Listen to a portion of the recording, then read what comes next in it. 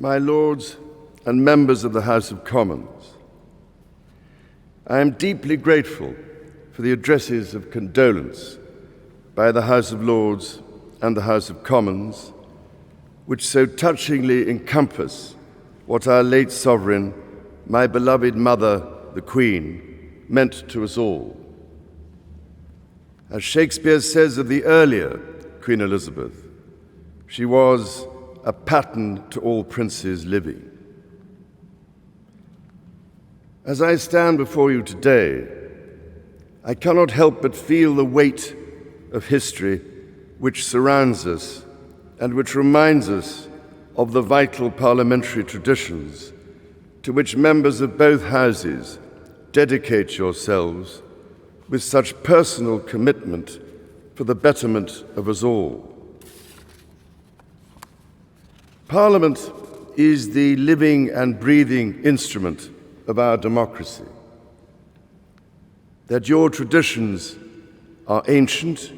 we see in the construction of this great hall, and the reminders of medieval predecessors of the office to which I have been called, and the tangible connections to my darling late mother we see all around us, from the fountain in New Palace Yard, which commemorates the late Queen's Silver Jubilee, to the sundial in Old Palace Yard for the Golden Jubilee, the magnificent stained glass window before me for the Diamond Jubilee, and so poignantly and yet to be formally unveiled, your most generous gift to Her late Majesty to mark the unprecedented Platinum Jubilee, which we celebrated only 3 months ago with such joyful hearts. The great bell of Big Ben, one of the most powerful symbols of our nation throughout the world, and housed within the Elizabeth Tower, also named for my mother's Diamond Jubilee, will mark the passage of the late Queen's progress from Buckingham Palace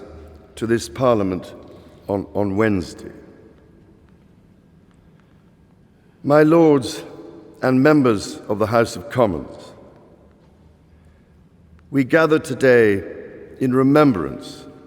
of the remarkable span of the Queen's dedicated service to her nations and peoples.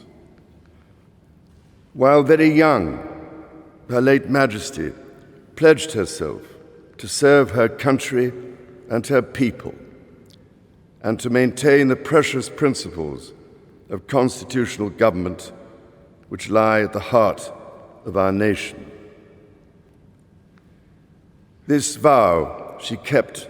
with unsurpassed devotion.